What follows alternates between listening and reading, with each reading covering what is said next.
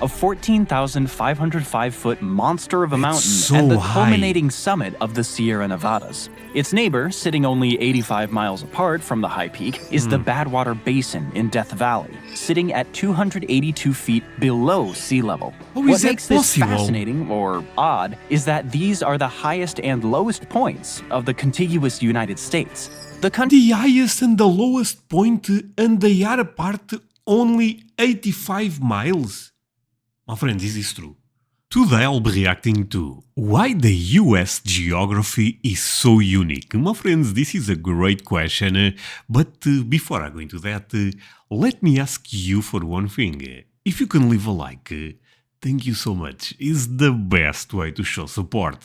Now, if you can subscribe, well, in that case, forget about it. You make my day. Have that in consideration. Link for the original video in my description, and let's what?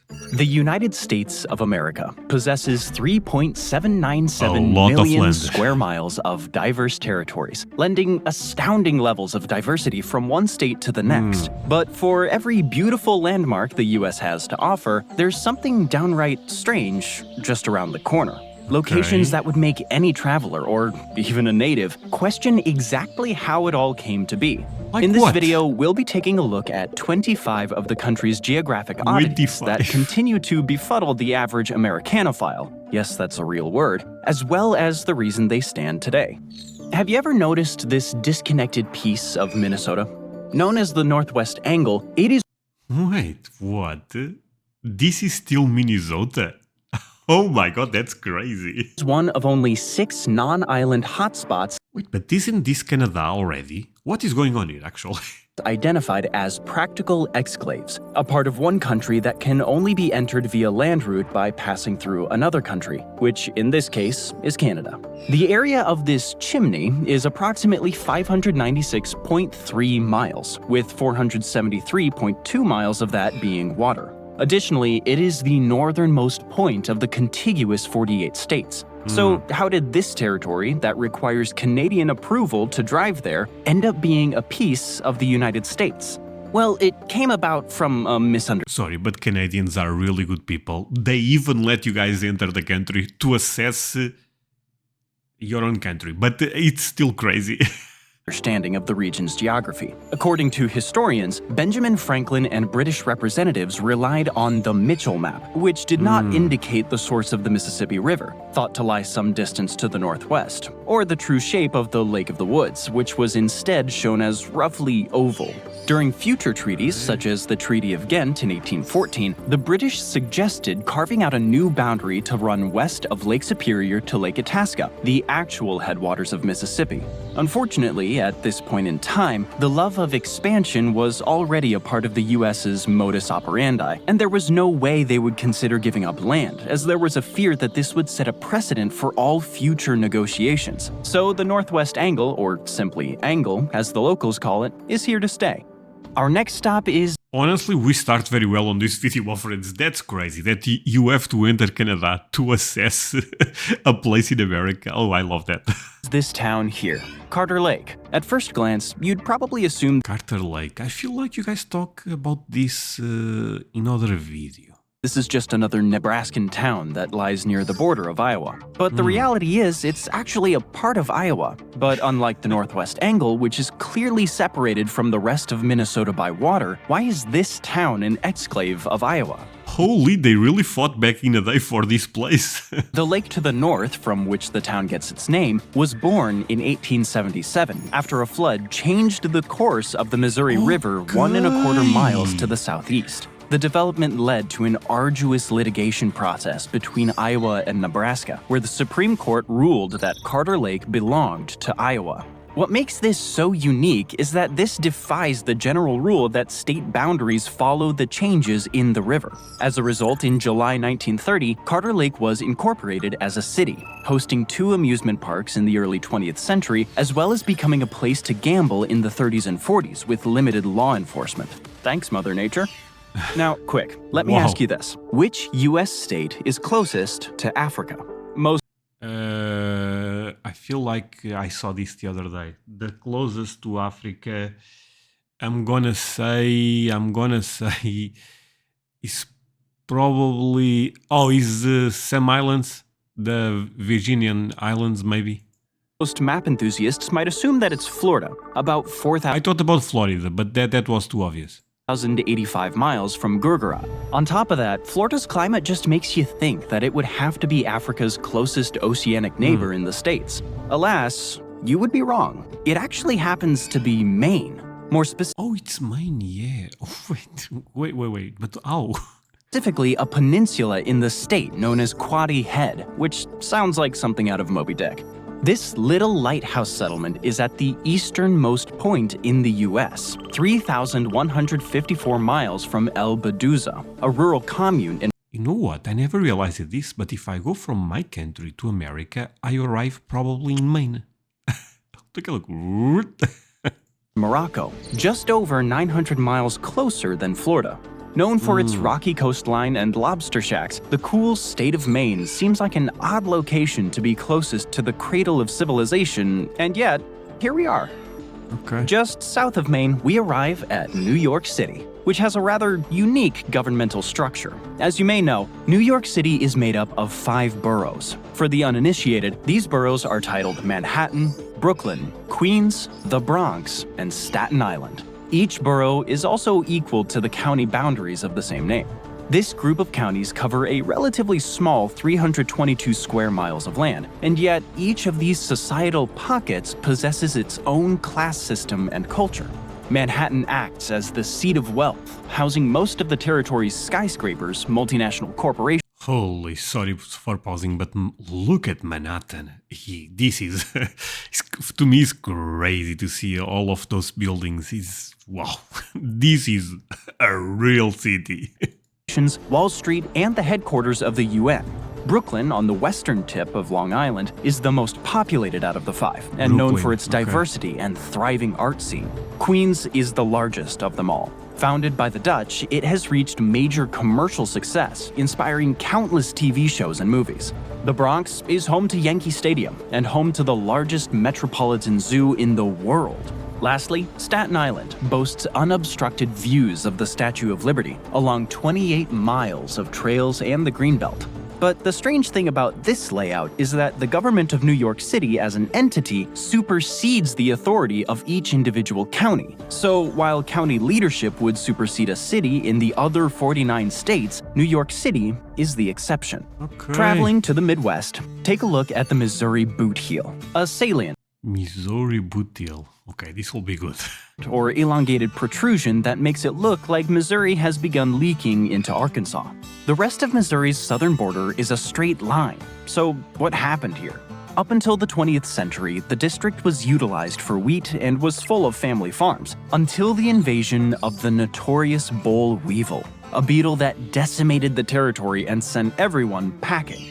Surprisingly, this little piece of land was home to a number of Civil War battles too, and was a hotbed for civil rights conflicts during the 1910s. But originally, the Missouri Boot Heel wasn't supposed to be included as part of Missouri. During the formation of the Missouri Compromise, the original border was supposed to be a simple extension connected to Kentucky and Wait, so is that right there? Eh? Tennessee. But a man by the name of John Hardman Walker didn't like the sound of that idea. He had grown up in the territory, and after many had fled following the New Madrid earthquakes in 1811, Walker continued to buy land to expand his cattle business. This led to him eventually being known as the Czar of the Valley. By 1818, Congress was brought into a dialogue with Walker and the local residents. Walker, who preferred the area and his holdings to be under the protection of Missouri state laws, lobbied in Missouri and Washington, D.C. for inclusion of the Boot Heel within the boundaries of the state of Missouri. Okay. On March 6, 1820, So the guy really fought for this. the Missouri Territory requested admission into the Union with the modified boundary. The request was accepted and increased the total area of Missouri by 980 square miles. Going from one salient to another, it's time to talk about another iconic geographical oddity, the Florida Panhandle. Bordering Florida Panhandle. I love the name. Alabama, at about 200 miles in length, this panhandle is one of only 8 that can be found in the United States. The 10 counties that inhabit the space are not only separated culturally, with French influence being a common theme, but they inhabit a separate time zone from the rest of the state, using Central Time. Well, except Gulf County, which is split in 2 by the Central and Eastern time zone. Oh my god, sorry, this is crazy. You guys, the geography in America, the video says is unique, but it's truly unique. It's kind of crazy to see all of this.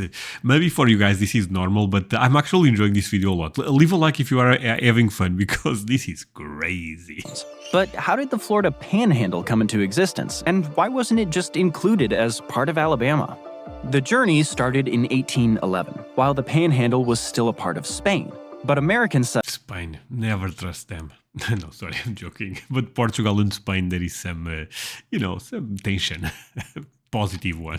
settlers in the territory found themselves closely identifying with the U.S. and sent a petition to Congress asking to be incorporated into the Mississippi Territory, but this more or less fell on deaf ears. In 1819, the Constitutional Convention of Alabama asked to join what was then known as West Florida to the new state. Again, no such luck. Finally, in 1821, Spain decided it would— Wait, sorry, but this would be at just a specific state, like West Virginia will be West Florida, right? Convention of Alabama asked to join what was then known as West Florida to the new state. Again, no such luck. Finally, in 1821, Spain decided it was in their best interest to sell the territory. At that point, the Panhandle counties finally became a part of Florida, which was admitted as a state in 1845. Quite the roller coaster, but here it stands today. Geography has its high points and low points. In this case, literally and figuratively. Another fascinating oddity lies in the state of California. California is one of the few places where 5 major climate types occur in close proximity. Here, the desert, cool interior, highland, and steppe climates border a smaller region of Mediterranean climate. Half of all produce comes from the state's varietal landscape, so it may come as no surprise that California is east side. So beautiful also. There are many peaks and valleys to visit as a traveler. In this particular instance, the peak we're talking about today is Mount Whitney, a 14,505-foot monster of a mountain and the culminating summit of the Sierra Nevadas. Its neighbor, sitting only 85 miles apart from the high peak, is the Badwater Basin in Death Valley, sitting at 282 feet below sea level. What makes this fascinating, or odd, is that these are the highest and lowest points of the contiguous United States. The country— Oh no, we are going to— that one was completely bananas. We are going to run this part back. And the culminating summit of— In this particular instance, the peak we're talking about today is Mount Whitney, a 14,505-foot monster of a mountain and the culminating summit of the Sierra Nevadas. Its neighbor, sitting only 85 miles apart from the high peak, is the Badwater Basin in Death Valley, sitting at 282 feet below sea level. What makes this fascinating, or odd, is that these are the highest and lowest points of the contiguous United States. The highest and the lowest point, and they are apart only 85 miles. My friend, this is true. Holy! The title of the video says, "Why the US geography is so unique." It is, my friends, and this is a great example. Actually, leave a like if you enjoy this type of videos. I'm learning so much. The country is about 3,000 miles wide, so the fact that Mount Whitney and Badwater sit so close to each other is one of the craziest natural coincidences on this list. Across the US, there's a clear hierarchy with the government. But basically, that's always going down. You know what I mean? That's crazy. Man, I have to fact check that one. I believe, of course, these type of videos, but to me, that's impressive. You have cities that are part of counties, which make up states, which fall under the federal government in D.C. So it may surprise some to know that one state decided this hierarchy didn't apply to them. That state is Virginia. But what happened, Virginia? Why? Well, it's a fairly complicated matter that can be traced back to the time of the colonies, when the British were trying to encourage the creation of towns in order to better extract taxes from their subjects. It was a feudal gesture, and Virginia's General Assembly held numerous meetings in an attempt to resolve the issue in later years. The issue often stemmed from a lack of population density. Finally, after World War I, Alexandria County was the first in Virginia to have sufficient population density for local officials to provide public services equivalent to towns and cities. The Supreme Court of Appeals ruled in 1922 that towns could not be created in Arlington County, and its territory could not be annexed by the adjacent city of Alexandria. So, Arlington County was to be treated as an independent city, and it was the first county in the United States to adopt the county manager form of government. Fast forward to the present day, and many Virginia cities statewide are completely separate from counties when it comes to jurisdiction. City residents resolve legal disputes in separate courts from county residents. Cities and counties have separate land use and transportation plans, and in almost every case, separate school systems as well. In the end, Virginia was going to do it their own way. Moving further south, Texas is another member. Ooh, Texas. This thing about counties and cities, honestly, I still don't get it that well. It's completely different in my country. You guys have a lot of different powers, if that makes sense. Here is more in one or two, but it's really interesting. I want to learn more about counties and stuff like that. Member of the United States. Let's a bit back. Texas time, baby. Their own way. Moving further south, Texas is another member of the United States that definitely marches to the beat of its own drum. As the second largest member of the Union, it spans 268,596 square miles, nearly 3 times bigger than the whole of the UK. Sorry, that's amazing. Formerly a part of Mexico, Texas had actually become an André is also bigger than Portugal. Okay, but okay. Independent country in 1836, leaving it quite a bit of time to develop its own identity until it joined the US in 1845. From rodeos to 10-gallon hats to its iconic Lone Star flag, Texas's presence looms so large that many on the outside believe Texans and Americans in general are one and the same. All of this aside, although many see Texas as the champion of the South, some might be astonished to know just how South Texas. Wait, but do you guys agree with that? That Texas and Americans could be different? I mean, I always thought the typical American was kind of, a Texan. Okay, the stereotype for sure, but.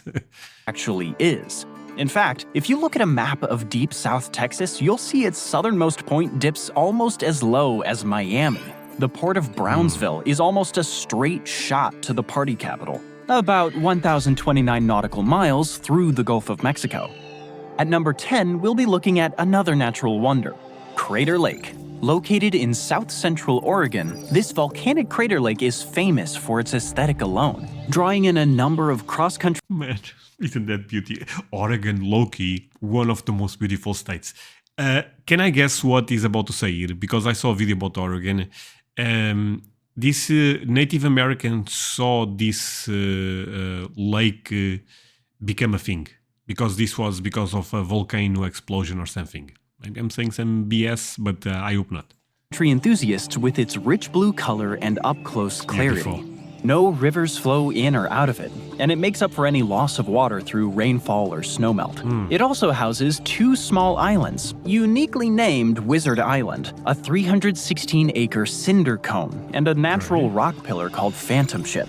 These facts are enough to catch one's attention, but the oddity lies in Crater Lake's depth. Although the body of water is only about 5 to 6 miles across, its maximum depth is 1,949 feet, making it the deepest lake in all of the United States, excluding... What? It is the deepest lake? But it's so small, actually. Wow, that's great. That's another crazy one. Can I get a like for America? Come on, it's looking so beautiful. Lake Vostok in Antarctica, Crater Lake is cited as the 7th deepest lake on the planet. All of this is the product of volcanic activity from Mount Mazama. It's estimated that about 720 years was required to fill the lake to its present depth of 1,949 feet. Much of this occurred during a period when the prevailing climate was less moist than at present. Some hydrothermal activity remains along the lake floor, suggesting that at some time in the future, Mazama may erupt once again. With that said, Crater Lake is not the only mover and shaker on this list. When thinking about earthquakes, we often jump to highlighting activity on the West Coast in places like California.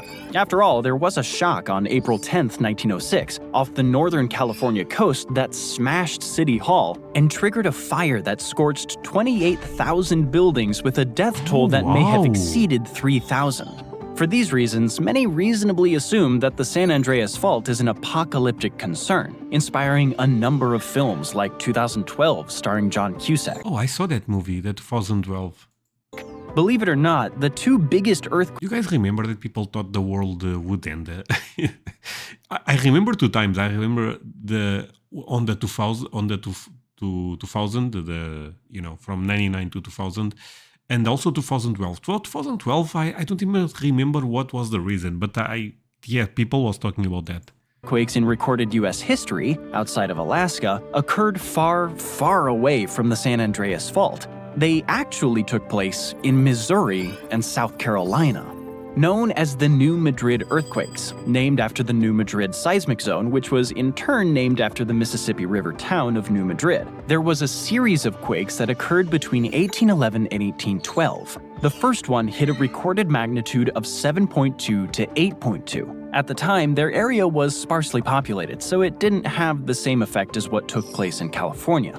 The last quake packed quite the punch though, shaking at a magnitude of 7.4 to 8.6. The town of New Madrid was destroyed. In St. Louis, Missouri, many houses were severely damaged and their chimneys were toppled. To this day, many eastern residents are warned that such an earthquake could come again in the next 50 or so years. Cleansing our palates, it's time to look at another panhandle. If you look closely at the northwest corner of the panhandle where Texas joins Oklahoma and New Mexico, you'll notice that the lines aren't perfectly aligned. What? Okay, this is interesting. What is going on here again? After going down the edge of Oklahoma, the border goes 2.3 miles to the left before continuing in a straight line south. Okay. A couple miles is no big. You know what, when I see this, I like to think this was back in the day when cowboys decided to have a duel and they fought for this. And some guy lost 2.3 miles and that's it. But probably it's a different story. Big deal, right? Well, this is often referred to as the worst surveying error in United States history. Let's get a bit deeper here. This error actually goes far beyond the previously cited 2.3 miles. It actually gets bigger as it continues south, 310 miles to the bottom Texas-New Mexico corner, where it turns west and heads for El Paso. All totaled, the mistake accounts to a 942 square mile hiccup. To add insult to injury, all of this land should have technically gone to New Mexico. So, what happened? Well, in 1859, a man named John H. Clark was paid to serve. Wait, so the correct line is actually the one on the top. Man, okay. Survey and install monuments along what is called the 103rd meridian, which aligns with where we see Oklahoma's border meet New Mexico today. Clark began on the southern end of today's Texas and New Mexico border, and made his way northward until he no longer had a water source. Sounds reasonable enough, but there was a small problem on top of this problem. What? While connecting the lines, he was frightened by the natives in the region and decided to stop 70 miles early. This leads us to the third problem though. Even if he wasn't running away, he still wouldn't have successfully drawn a connecting line. It turned out that his math was wrong, and he was off by the 2.3 miles we see on the map today. But it's more than that. When you calculate the narrow strip of land that should have been New Mexico, it amounts to 603,348 acres. But due to laziness or a lack of scrutiny, the boundary was accepted and certified in 1891. In 1910, when New Mexico was ready to become a state, the error was discovered, and New Mexico made a push to reclaim the territory. However, within the strip of land that would then become part of New Mexico was the XIT Ranch, whose primary investor, a man named John Farwell, was also a friend of then-President William Howard Taft. Not wanting to lose any land rights, Farwell successfully persuaded President Taft to tell New Mexico to leave the border as it was, or forget becoming a state entirely. New Mexico understandably backed down, and the border remained as it is today. Speaking of... Okay, this one was really interesting to be real with you, my friends, because now looking at... I will never look at the New Mexico... Take a look at this. Sorry. Did President Taft to tell New Mexico to leave the border... See, I will never look at this the same again. In my mind, this was a straight line, But now I'll always look... It's really... And what is going on here? Maybe there is other story for this one. As it was, or forget becoming a state entirely. New Mexico understandably backed down, and the border remained as it is today. Speaking of boundaries, some are just as deliberate as they are bizarre. For example, have you ever noticed that the top of Delaware is round? This is because of something known now I notice. as the 12-mile circle, a circular arc that makes up the boundary between Delaware and Pennsylvania, extending out from the Delaware town of Newcastle. Like many oddities of the eastern United States, the start of this line dates back to King Charles II, who in 1681 granted a deed to William Penn. The circle was the product of the monarch's exception to accommodate the needs of the Duke of York, who had won the area after a victory against Dutch colonists. The Duke later gave the lands to Penn a year after the agreement. The circle isn't without controversy, though. Of note is the fact that the circle claims that the entirety of the Delaware River is part of Delaware's territory. Normally, a water border is split evenly down the middle, but this claim over the entire waterway has sparked government disagreements between Delaware and New Jersey ever since. Although the Supreme Court... Oh, to be honest, this is a big deal. I mean, the river is so important. Attempted to put these concerns to rest, they continue to battle over the odd boundary, with Delaware even going as far as to request the National Guard for security in the early 2000s. This, however, was ultimately a symbolic gesture. For the time being, though, it's clear that Delaware's claim to the river will stand. Sticking with Delaware for a moment longer, this is a case where physical and man-made geography meet. We're talking about the Delaware Peninsula, or Delmarva Peninsula depending on who you ask. Delmarva is an East Coast peninsula. My friends, this is a bit of a random question, but I know a lot of companies are in Delaware, but they don't pay taxes in Delaware at all. No chance, right? Because that will be... I don't think America will allow that. They have a place to just don't pay taxes. I know certain states pay quite less than others. In California you pay more, in Florida you pay less, for example. But I don't know, I have the idea that you don't pay taxes in Delaware. But this makes no sense, right? Taxes for the companies. But because otherwise all companies will be there. But there is a lot of companies there. Actually, my friends, explain me what's going on in Delaware with companies, because it's kind of tricky to me to understand, because I refuse to accept that there is a specific place in America where you don't pay taxes. Because you guys always tell me that two things are certain in life, and I think this is something that you guys all say a lot in America. Debt and taxes, right? So, no chance Delaware can avoid one. A portmanteau made up of parts of Delaware, Maryland, and Virginia. Although Delmarva is owned by 3 different governments who probably secretly wish to own it all themselves, it is a landmass that has since developed its own separate culture. In fact, many are quick to point out that Delmarva has a distinct accent and way of speaking. Additionally, there have been efforts by the people to secede, but these efforts have proven to be unsuccessful. If they ever managed to break away from the mainlanders, as they call them, the total population would be about 1.4 million, similar in size to Hawaii. This is one of those rare cases where separation does appear to make a bit of sense, considering that the people of Delaware, Maryland, and Virginia appear to support their independence for a variety of reasons. Independence or not, Delmarva definitely deserves its place on this list. At number 15, take a look at this protruding piece of border on the northwest corner of Pennsylvania. In this area, we have what is known as the Erie Triangle, a 300 square mile piece of land that was a fairly hot-button issue between 5 states as well as Native American tribes. Each argued their claim to the land as it represented valuable access to the waters of Lake Erie. When Native American leaders heard of Pennsylvania's intent to access the land, they voiced their opposition, saying, "We must observe to you that we are sent in order to make peace, and that we are not authorized to stipulate any particular cession of lands." They also encouraged their people to actively oppose any attempts by American settlers to occupy the land. The opposition was not enough, however, and the U.S. government ultimately approved a sale of the land to Pennsylvania in 1792. The Native American tribes were paid $2,800 from Pennsylvania and $1,200 from the federal government. Unsurprisingly, this didn't placate the tribes' concerns, and conflict erupted in that region. But after the group's defeat by the United States Army in 1795, the tribes relented, and Pennsylvania's chimney was set in stone. I mean, this is a bit crazy. Native Americans had no chance, right? You guys, they end up being forced most of the time. Can we agree with this? Let's all be real here. I don't know a lot about Native Americans, but I've been saying this for almost 1 year, and I need to do it. I have to learn more about the history of Native Americans, because if I love America, I need to know the first people that living there, you know.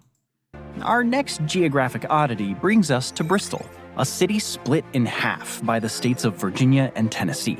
In 1771, a trading post was constructed to serve travelers heading west for a better life. After about 1856, it reportedly prospered after the link between the Norfolk, Western, and Southern railways was finally joined. 2 communities were given city charters in 1890 with the name Bristol, triggering a pretty heated boundary dispute until 1901, when a line virtually halved the settlement along the center of State Street.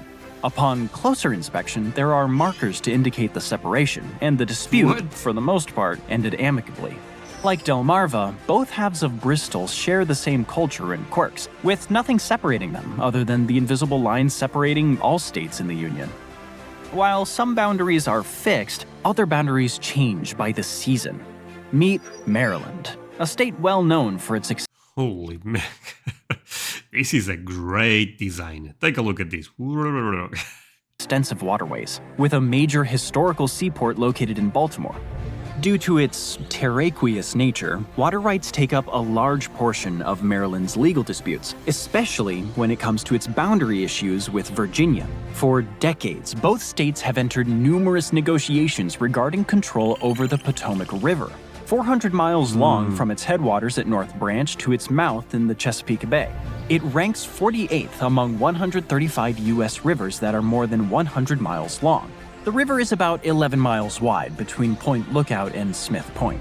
Ultimately, Maryland owns everything up to the low water mark on the Virginia side. What makes this especially strange is that rainfall essentially dictates how large Maryland is in a given year. If the season proves to be wet, the water level in the Potomac will rise, technically expanding the size of Maryland for the duration of that particular period. At number 18, we have another exclave. This time, it's the famous Kentucky Bend, a child It looks like a snake. I don't know. of the Mississippi River, encircled by the states of Missouri and Tennessee. As of the 2020 census, the population was 9 persons in this area, Damn, Missouri is huge. tabulated as the Kentucky Bend Census County Division. The mailing address of the area is Tiptonville, Tennessee. New Madrid, Missouri is directly across the river to the north, but it is You know, one thing I'm not liking on this video, why this New Madrid is appearing so much? Why there is no New Lisbon? Why? So are we being friends with Spain and not with Portugal? isn't connected to the bend by road or ferry, covering an area of Yeah, but this is crazy.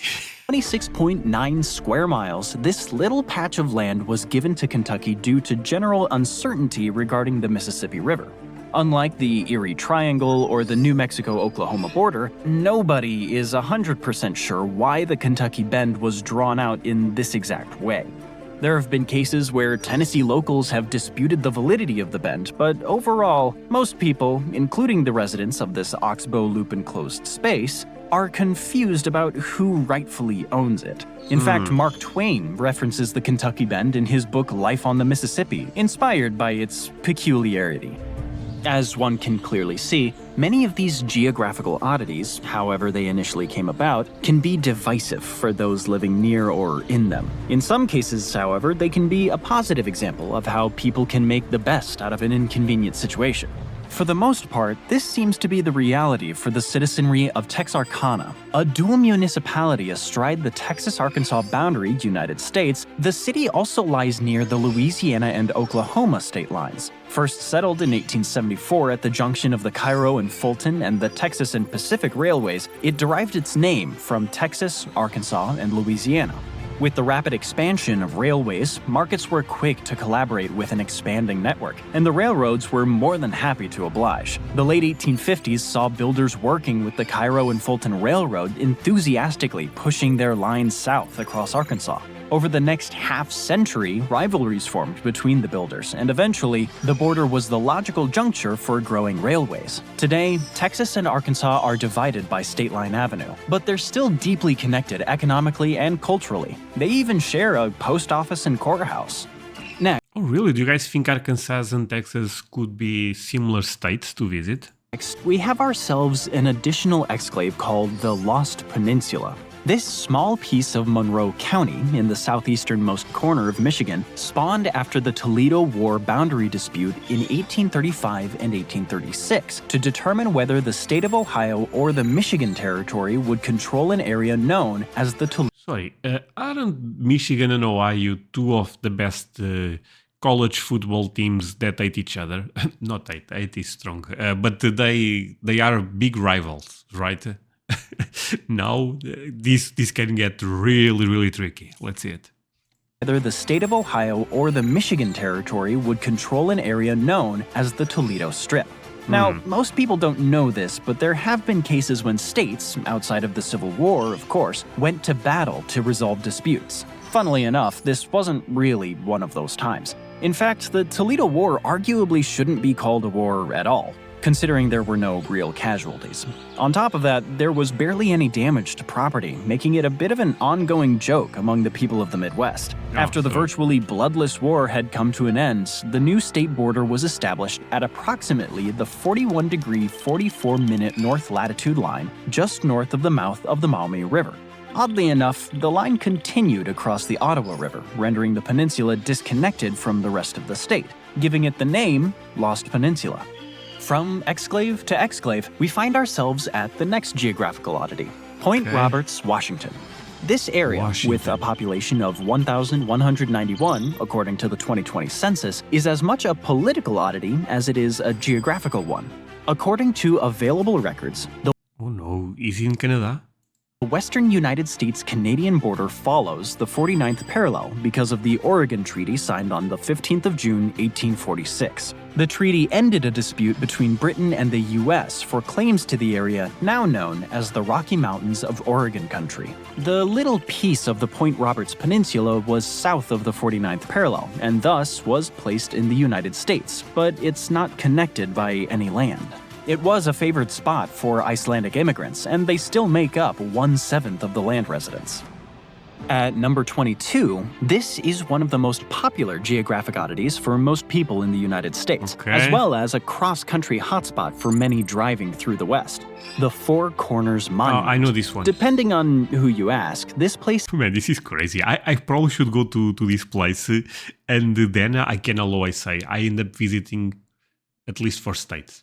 You know, I put a foot there, another there, then I jump to this, to that. Yeah. This is either a tourist trap or a site that exemplifies the history. So let's run back. What are the states actually? For many driving through the West. The Four Corners Monument. Depending on who you ask, this place is either a tourist trap or a site that exemplifies the historical complexities of the time period. At the start, the first boundary was drawn after the Compromise of 1850, a series of bills written to combat rising tensions leading up to the Civil War. It consequently created the New Mexico Territory and Utah Territory, followed by a transfer of land to the newly created Colorado Territory in 1861. When the Confederate States of America were gaining traction with the Arizona Territory, the Union responded by creating another of the and 4 amazing states: Utah, Colorado, Arizona, New Mexico. Same name. The Union definition split New Mexico along. But you know what? I'm still seeing that thing on New Mexico. Texas. You guys really did it dirt here. Let's be real. I love Texas, but oh man. A north-south line, the 32nd meridian west from Washington, which simply extended the boundary between Colorado and Utah southward. The Union Plan eventually became reality, and this created the quadrupoint at the modern Four Corners. Today, there are slight differences in the New Mexico boundary, but the Four Corners remain standing as a monument to the rising tensions between the North and South, as well as a fun way to say that you were in 4 places at once, if you managed to make that famous detour. So cool. When we think about these oddities, it's often exclusively domestic issues. But sometimes developments take us to faraway places. In 1590, a Spanish missionary, Fray José de Acosta, came up with an interesting theory regarding a possible land bridge connecting Asia to North America, as cross-continental migration was a hotly debated issue at the time. Now, although a majority of this belief has since been dismissed, we do know that there is a period of time when Russia and the US were at least partially connected. It's called the Bering Strait, an ice bridge that is often said to close the 53-mile gap, at its narrowest point, between America and Siberia.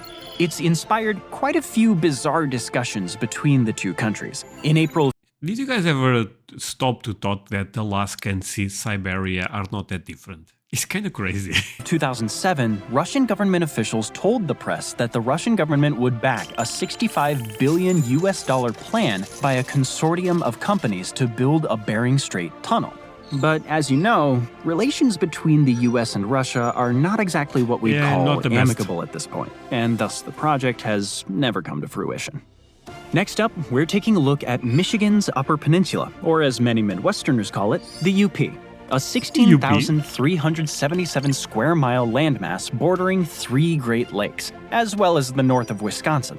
One quick look at this gem is enough to make anyone scratch their head, as it doesn't appear to make much sense why this territory doesn't belong to the Cheese Kings. Well, once again, we need only look at the silly conflict known as the Toledo War. This conflict between Michigan and Ohio was full of idle threats. In this case, the two sides' militias started trying to ruffle feathers. They shot at the air, which in today's day and age is known as duck hunting, prompting President Jackson to push the affair to a swift conclusion. In the end, Ohio ended up with the Toledo Strip to stop the state from its effort to prevent Michigan's statehood. In a rather strange trade, Michigan received the Upper Peninsula. At the start, it seemed like a bum deal, but the following decades proved otherwise, as Michigan was left with an abundance of natural resources. Okay. Our final oddity is a physical one that really needs no introduction, as it has been frequently referenced at different points of this wavy list. This would be none other than the Mississippi River. One of the world's major river systems in size, habitat diversity, and biological productivity, it is renowned for its cultural and commercial significance throughout the United States of America. I mean, it's the most famous river in the world, I'm not sure, because there is a lot of famous rivers, but in America it's the most famous river for sure, and one of the most famous in the world. From songs to movies to great works of literature, the Mississippi River is a natural beacon to all those blessed to be in its presence.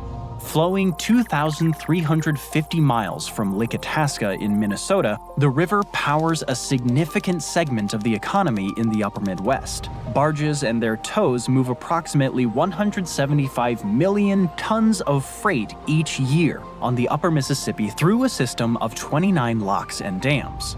It's also a major recreational resource for boaters, canoeists, hunters, anglers, and birdwatchers, and offers many outdoor opportunities. On top of that, it pumps through Minnesota, Wisconsin, Iowa, Illinois, Missouri, Kentucky, Tennessee, Arkansas, Mississippi, of course, and Louisiana. And holy, that's crazy. Okay, that's amazing, actually. Well, friends, when I was a kid, I used to watch a cartoon I was very young when that was in the air, but I still have some memories. Tom Sawyer. Do you guys know Tom Sawyer? And I have the idea that they talked about the Mississippi River there. Can you guys tell me if I'm saying something correct here? Because I have that idea that it was more that boy was basically a country boy. It's fair to say that. And has been used to draw the borders between a majority of the territories connected to it. Quoting Mark Twain, "The Mississippi River will always have its own way. No engineering skill can persuade it to do otherwise." We hope you've enjoyed these 25 geographical oddities amazing. of the US. Hey, my Their friends, leave a presence like. exemplifies the rich diversity to be found in this relatively young country, as well as, in some cases, how humanity finds a way to reach compromise with the most unique solutions. Are there any oddities you'd like to learn about more, or any that we missed in this list? Let us know in the comments below. Oh, this was Now amazing. check out some other videos, such as the real reason ships don't pass under South America, or why one of the USA's biggest lakes is Wait, what? Why one of the US biggest lakes is reappearing centuries after? Is this California? My friends, leave me the number 25 if I should check that one. Wait, real? Okay. But 25 for this one. Should I watch it that way? I also know you end up staying until the end. But yeah, my friends, thank you so much for watching this with me. It really means a lot. You guys end up staying until the end. See you guys the next one.